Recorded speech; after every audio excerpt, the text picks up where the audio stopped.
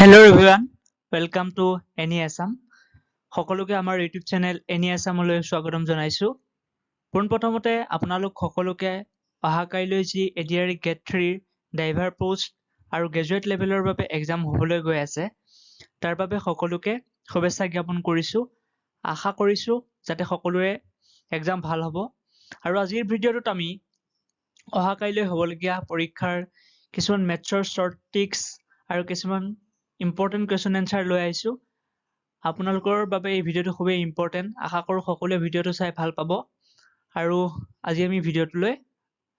আগবাঢ়িছো। আজিৰ ভিডিঅ'টোত যেইকেইটা কুৱেশ্যন আমি আলোচনা কৰিছো সেই কুৱেশ্যনকেইটা খুবেই ইম্পৰ্টেণ্ট হয়। আশা কৰিছো সকলোৱে কুৱেশ্যনবিলাক ভালদৰে চাই যাব আৰু নিশ্চয় বুজি পাব। আৰু মেথছৰ ক্ষেত্ৰত তোমালোকে আগতে আমি বহুতো ট্ৰিক্স কৈছো যে মেথছ সদায় কৰিব লাগিব আৰু প্ৰথমতে কুৱেশ্যনটো আমি বুজি ল'ব লাগিব, তাৰপিছত আমি ইয়াৰ এনচাৰ কৰিব পাৰিম। এতিয়া প্ৰথমটো কুৱেশ্যন আমাক দিয়া আছে 156 ষ্টাৰ 942 সংখ্যাটো যদি 11ৰে বিভাজ্য হয় তেন্তে ষ্টাৰৰ মান কিমান হ'ব? আমাক তেতিয়া ইয়াত এটা ষ্টাৰটো যোনটো দিছে ইয়াত আমাৰ সংখ্যাটো উলিয়াব দিছে। এই সংখ্যাটো কি হ'ব? ভেকেণ্ট সংখ্যাটো কি হ'ব? সো ভেকেণ্ট সংখ্যাটো আমি উলিয়াম কেনেকে? ইয়াত এতিয়া উলিয়াব লাগিব আমি কেনেকে? আমি প্ৰথমতে কি কৰিব লাগিব? 156 ষ্টাৰ 942 যিহেতু দিয়া আছে, আমি এটাক এৰি এটাক প্ৰথমতে আমি প্লাছ কৰিব লাগিব। আমাক যিহেতু সুধিছে কি সুধিছে? 11ৰে বিভাজ্য অৰ্থাৎ ডিভিজিবল বাই 11, অৰ্থাৎ 11ৰে ডিভাজ্য কেতিয়া হয়? আমি প্ৰথম এইটো চাব লাগিব যে 11ৰে ডিভাজ্য হয় যেতিয়া এইটো ইয়াৰ গুণিতক 11 হ'ব আৰু সংখ্যাটো এটা সংখ্যা 0 হ'ব, তেতিয়া এইটো সংখ্যাটো 11ৰে বিভাজ্য হয়। আমি সেই বুলি জানো। কিন্তু এতিয়া আমি উলিয়াম কেনেকে? এতিয়া আমাক যিকেইটা সংখ্যা দিয়া আছে প্ৰথম আমি এটাক এৰি এটাক যোগ কৰিব লাগিব। এতিয়া ইয়াত কেনেকে কৰিম? 1 প্লাছ 6 প্লাছ ষ্টাৰটো আমি বাদ দিব লাগিব, তাৰপিছত প্লাছ 9 হ'ব, তাৰপিছত প্লাছ 2 হ'ব। এইকেইটা যেতিয়া প্লাছ কৰিম আমাৰ কি হ'ব? 18। ইফালে যদি ওপৰৰ ফালে আমি 5 প্লাছ ষ্টাৰ প্লাছ 4 কৰোঁ, তেতিয়া 4 প্লাছ 5 প্লাছ ষ্টাৰ ইকুৱেল কিমান হ'ব? 9 প্লাছ ষ্টাৰ। আৰু আমি আগতে আলোচনা কৰিছিলো 11ৰ বিভাজ্য সংখ্যা কোনবোৰ? যিবোৰ সংখ্যা 0 আৰু 11ৰ গুণিতক হয়। সো যেতিয়া আমি এইটো সলভ কৰিম, আমি এতিয়া আমাৰ মূল সংখ্যাটো আমি তলত যেতিয়া যোগ কৰিছিলো কিমান পালো? 18 পালো। আৰু ইয়াৰ ওপৰৰ ফালে যোগ কৰোঁতে কিমান পালো? 9 পালো। এই দুটা যেতিয়া ডিভাইড কৰি দিম, ডিভাইড মানে কি? ডাঙৰটো বা সৰুটো বিয়োগ। তেতিয়া আমি এনচাৰ কিমান পাম? 9 পাম। যেতিয়া এনচাৰ 9 পাম, এইটোতো আমাৰ 9 যেতিয়া পালো, আমাৰ কি হ'ব লাগিব? এনচাৰত কি আছিলে? আমাৰ উদ্দেশ্যটো আছিল যে 9 0 আৰু 11ৰ গুণিতক হ'ব লাগিব। এতিয়া আমি 9ৰ লগত কি সংখ্যা যোগ বা পূৰণ বা বিয়োগ কৰিলে আমি 0 পাম। সেইটো আমাৰ উদ্দেশ্য। যদি 9ৰ লগত আমি -9 কৰোঁ তেনেহ'লে আমি কিমান পাম? 0 পাম। গতিকে অপশ্যনত কোনটো ৰাইট এনচাৰ হ'ব? Option D is the correct answer. আজিৰ ভিডিঅ'টোত আমি খুব গুৰুত্বপূৰ্ণ কুৱেশ্যনকেইটা আলোচনা কৰিছিলো। খুবেই গুৰুত্বপূৰ্ণ হয়, সেইবাবে সকলোৱে বুজি পোৱাকৈ আজিৰ ভিডিঅ'টো আমি আৰম্ভ কৰিছো। নেক্সটটো কুৱেশ্যনলৈ আমি আগবাঢ়ো। নেক্সটটো কুৱেশ্যন HCF আৰু LCM ৰ কুৱেশ্যন আমি প্ৰত্যেকবাৰে কুৱেশ্যন পেপাৰত দেখিব পাৰিছো। সেইবাবে এটা এনেকুৱা ধৰণৰ কুৱেশ্যন লৈ আহিছো। এতিয়া আমাক কুৱেশ্যনটো দিয়া আছে, what is the HCF of 9/10, 12/15, 18/35 আৰু 21/40? যিমানেই সংখ্যা দিয়া নাথাকক, আমি এটা ৰুল সদায় ফ'ল' কৰিব লাগিব। কি ৰুল? যে যিকেইটা ওপৰৰ সংখ্যাকেইটা 9, 12, 18, 21 ইহঁতৰ কি উলিয়াব লাগিব? আমি গসাগু উলিয়াব লাগিব, অৰ্থাৎ HCF। আৰু যিকেইটা তলৰ সংখ্যা দিয়া আছে, ইয়াত কি আছে? 10 আছে, 25 আছে, 35 আছে আৰু 40 আছে। ইহঁতৰ কি উলিয়াব লাগিব? LCM উলিয়াব লাগিব। এতিয়া LCM আৰু HCF নিশ্চয় সকলোৱে জানে কেনেকে উলিয়ায়। খুবেই সহজ হয়। গতিকে যেতিয়া আমি 9, 12, 18 আৰু 21ৰ গসাগু উলিয়াম, অৰ্থাৎ HCF, তেতিয়া ই কিমান হ'ব? ইয়াৰ গসাগু হ'ব 3। আৰু যেতিয়া 10, 25, 35 আৰু 40ৰ LCM উলিয়াও, ইয়াৰ LCM হ'ব 1400। এতিয়া 3/14 HCF বাই LCM কৰিলে আমাৰ কিমান হ'ব? 3/1400। গতিকে অপশ্যনত কোনটো আছে? অপশ্যনত আছে option number B is the right answer of this question. আশা কৰোঁ সকলোৱে নিশ্চয় বুজি পাইছে। নেক্সটটো কুৱেশ্যন এটা ইম্পৰ্টেণ্ট কুৱেশ্যন হয়। এনেকুৱা ধৰণৰ কুৱেশ্যন আমি আগৰ ভিডিঅ'ত আলোচনা কৰিছো যে যদি x/2 = y/3 = z by 5 হয় তেন্তে x plus y minus z by x minus y plus z ৰ মান কিমান হয় এটা খুবেই সিম্পল কোৱেশ্চন হয় এতিয়া কেনেকৈ কৰিবা যিকিটা দিয়া হৈ আছে মই ফৰ্মুলা ইয়াত খালি আমি মানসমূহ বহাই দিব লাগিব নিশ্চয় পাৰিবা এইটো কোৱেশ্চন কোনে কেনেকৈ কৰিলা কমেন্টত জনাবা এইটো এটা হোমৱৰ্ক হয় আশা কৰো সকলোৱে নিশ্চয় পাৰিবা নেক্সটটো একে ধৰণৰ কোৱেশ্চন আমি লৈ আহিছো এলচিএম আৰু এইচচিএফ ৰ এতিয়া কি দিয়া আছে আমাক গসা উলিয়াব দিছে দিয়া আছে কিমান 7 by 9 14 by 15 7 by 10 এতিয়া আমি এলচিএম আৰু এইচচিএফ উলিয়াই ল'ব লাগিব ওপৰৰ কিটা সদায় এইচচিএফ উলিয়াব লাগিব আৰু তলৰ কিটাৰ আমি সদায় এলচিএম উলিয়াব লাগিব এতিয়া 7 14 আৰু 7 ৰ এইচচিএফ কি হ'ব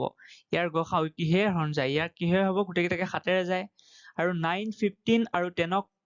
এলচিএম কি হ'ব গোটেই কিটা এলচিএম হ'ব 90 এতিয়া আমি আগৰটো কোৱেশ্চনত কেনেকৈ কৰিছিলো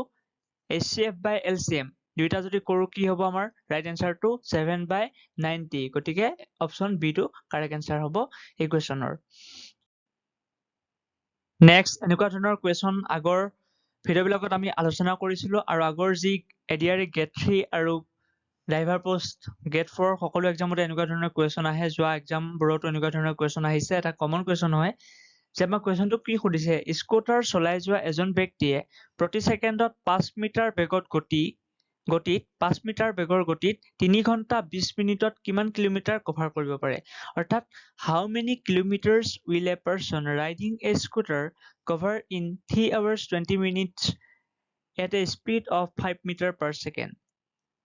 এতিয়া আমাক উলিয়াব দিছে কি এতিয়া 5 মিটাৰ বেগৰ গতিত 3 ঘণ্টা 20 মিনিটত কিমান কিলোমিটাৰ কভাৰ কৰিব পাৰে অৰ্থাৎ তেখেতে ইমানখিনি সময়ত কিমান কিলোমিটাৰ যাব পাৰে এতিয়া আমাক দিয়া আছে কিমান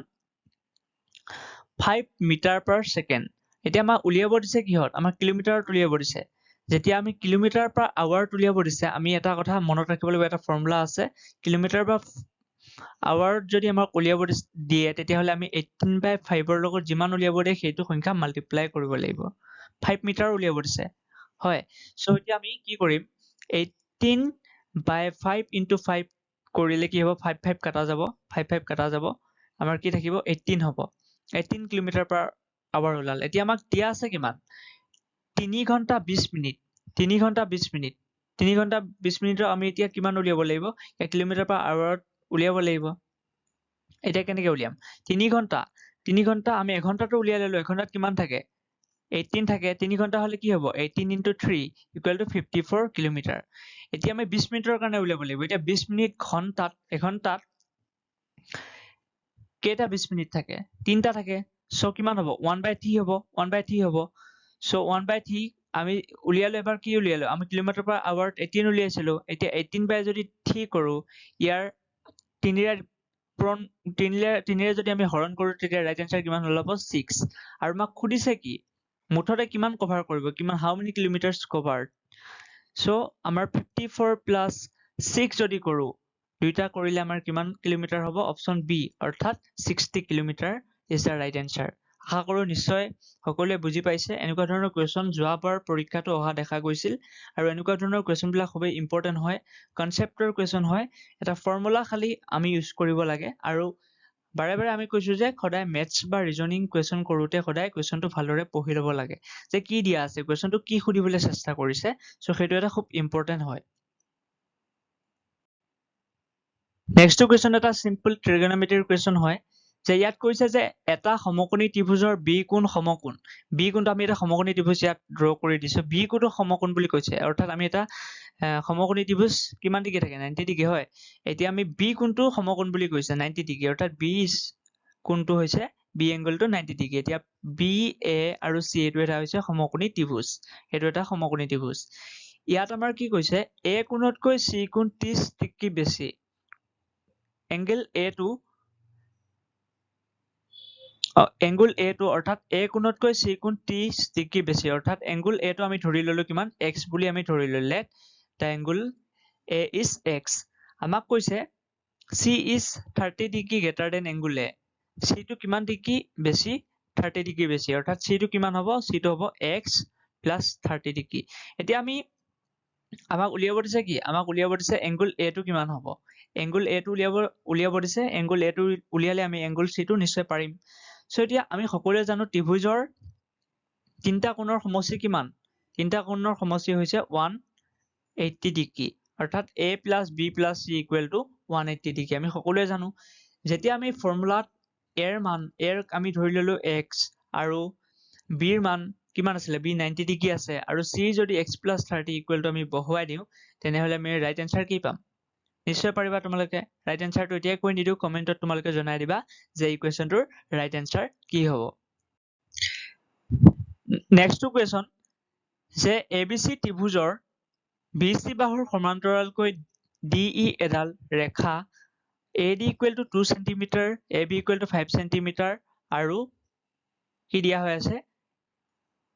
SA equal to 4 cm আৰু EC equal to what আমাক EC উলিয়াব দিছে কি উলিয়াব দিছে EC উলিয়াব দিছে সদায় কোৱেশ্চন বিলাক ভালদৰে পোনপ্ৰথমতে পঢ়ি ল'বা এটা ABC এটা আমাক ত্ৰিভুজ বুলি কৈছে এটা আমি ত্ৰিভুজ ড্ৰ কৰি ললো ত্ৰিভুজ এটা ড্ৰ কৰি ললো ইয়াত আমাক কি দিয়া হৈ আছে আমাক উলিয়াব দিছে D এডাল সমান্তৰালকৈ অৰ্থাৎ এডাল সমান্তৰাল ৰেখা কাৰ BC ৰ এডাল সমান্তৰাল ৰেখা আমাক উলিয়াব দিছে কি DE আৰু EC এতিয়া আমি EC টো মেইনকে উলিয়াব দিছে তাৰ আগতে আমি উলিয়াই ল'ব লাগিব DC গতিকে আমাৰ কি দিয়া হৈ আছে AD equal to 2 cm AB equal to 5 cm AB equal to কিমান দিয়া হৈছে 5 cm আৰু AB ৰেখাডালত কি আছে D পইণ্টটো আছে নে নাই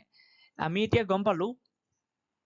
যেহেতু AD equal to 2 cm AD অৰ্থাৎ এইখিনি ত্ৰিভুজৰ এইখিনি অংশ 2 cm এইখিনি যদি 2 cm হয় মুঠতে যদি 5 cm ৰেখাটা ত্ৰিভুজটোৰ এটা বাহু হয় 5 minus 2 equal to কিমান হ'ব 3 cm আমি গম পাই গলো অৰ্থাৎ BD মানটো আমি পাই গলো BD মানটো পাই গলো এতিয়া এনেকুৱা ধৰণৰ কোৱেশ্চন বিলাক যেতিয়া কৰিব দিয়ে আমি ফৰ্মুলা ত্ৰিভুজৰ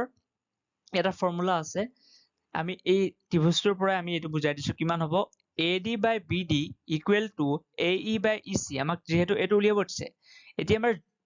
from the question আমাক AD মান কি দিয়া হৈছে 2 দিয়া হৈছে BD ৰ মান 3 দিয়া হৈ আছে আৰু equal to AE মান কিমান দিয়া হৈ আছে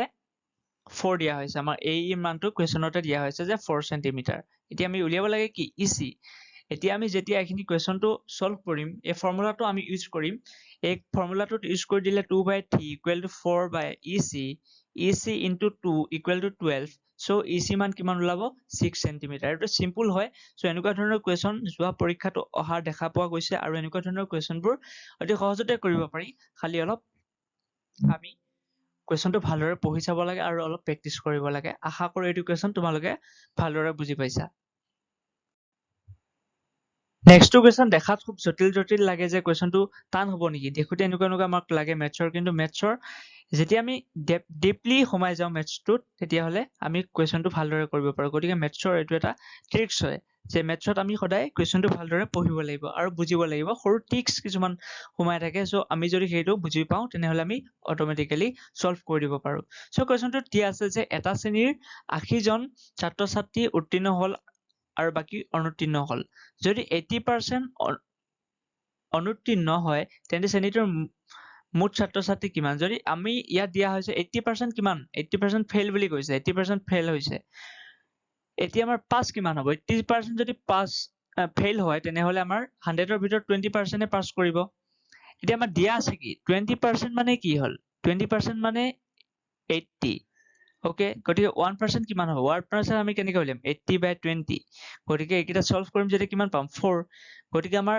কিমানৰ উলিয়াব দিছে 100% total numbers of student in class টোটেলটো উলিয়াব দিছে নাই আমাৰ টোটেলটো কেনেকৈ উলিয়াম 100% equal to 4 into 100 equal to 400 গতিকে option A is the right answer আশা কৰো নিশ্চয় বুজি পাইছা তোমালোকে কোৱেশ্চনটো এটা সিম্পল কোৱেশ্চন হয় খালি আমি কোৱেশ্চনটো ভালদৰে পঢ়িব লাগে যে কি ক'ব বিচাৰিছে ইয়াত আমাৰ কনফিউজন লগাই দিছে কোৱেশ্চনটোতে যে কেনেকুৱা হ'ব পাস নে ফেল আমি দেখোতে আমাৰ খেলিমেলি হয় যে পাসৰ কথা কৈছে নে ফেলৰ কথা কৈছে টোটেল উলিয়াব দিছে নে ফেলৰ কিমান জন হল উলিয়াব দিছে বা কিমান জনে পাস কৰিলে উলিয়াব দিছে সো কোৱেশ্চনটো ভালদৰে পঢ়িব লাগে সদায় নেক্সট কোৱেশ্চন আমাৰ দিয়া আছে যে এটা চোলা 200 টকাত কিনি 160 টকাত বেচিলে লোকচানৰ পৰিমাণ কিমান যে if you buy a shirt at rate 200 and sell it at rate 160 then loss কিমান হ'ব আমি নিশ্চয় গম পাইছো লছ কিমান হ'ব লছ 40 হ'ব কিন্তু আমাক লছ উলিয়াব দিয়া নাই ইয়াত লোকচানৰ পৰিমাণ শতাংশত আমাক উলিয়াব দিছে যে শতাংশত উলিয়াব দিলে আমাৰ এটা ফৰ্মুলা আছে L percentage equal to L by CP CP মানে কি হৈছে CP মানে হৈছে মূলধন into 100% আমাৰ L গমে পালো L কিমান দিয়া আছে 40 by 200 into 100 কৰিলে আমাৰ ৰাইট এনসাৰ কিমান হ'ব 20%. আশা কৰো নিশ্চয় বুজি পাইছা এনেকুৱা ধৰণৰ সিম্পল কোৱেশ্চন আহিব পাৰে পৰীক্ষাত সো সকলোৱে চাই যাবা ভিডিওটো আৰু কোৱেশ্চন বিলাক তোমালোকে বহিত নোট কৰি যাবা অন্যথা পাহৰিব পাৰা তোমালোকে কোৱেশ্চন বিলাক সো ট্ৰিক্স বিলাক আৰু লগতে ফৰ্মুলা বিলাক সদায় বহিত পাতি যাবা নেক্সটটো অৰ্থাৎ আজিৰ ভিডিওটোৰ শেষৰটো কোৱেশ্চনলৈ আগবাঢ়িছো সো আশা কৰো আগৰ যিকেইটা কোৱেশ্চন সকলোৱে নিশ্চয় বুজি পাইছা এইটো কোৱেশ্চনো তোমালোকে নিশ্চয় বুজি পাবা যে যদি P proportional to Q আমাক কি কৈছে P proportional to Q বুলি কৈছে আৰু P equal to 6 হলে Q equal to 30 এতিয়া P equal to 2 তেন্তে আমাক কিহৰ মান উলিয়াব দিছে Q মানটো উলিয়াব দিছে ওকে নিশ্চয় বুজি পাইছা কি কোৱেশ্চনটো সদায় কিমান কি দিয়া হৈ আছে আমাক P proportional to Q proportional to যেতিয়া দিয়া থাকে আমাক উলিয়াব দিছে কি Q মান উলিয়াব দিছে আমি কি কৰি ললো P1 by P2 equal to Q1 by Q2 equal to আমাক P1 দিয়া হৈছে P1 কি দিয়া হৈছে আমি ধৰি ললো এইটো P1 এইটো ধৰি ললো আমি P1 আমাৰ বাবে এইটো হৈছে P1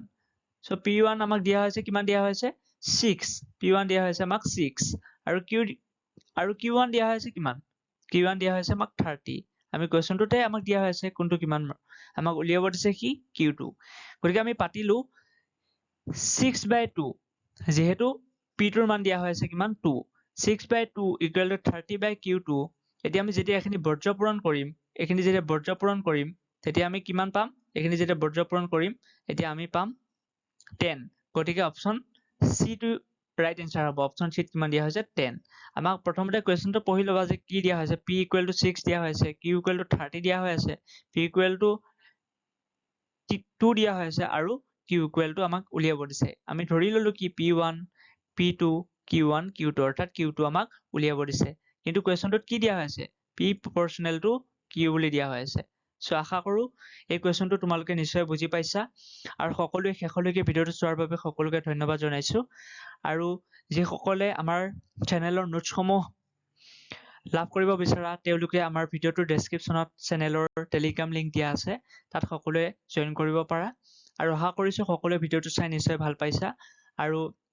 সকলোকে কালিৰ পৰীক্ষাৰ বাবে best of luck thank U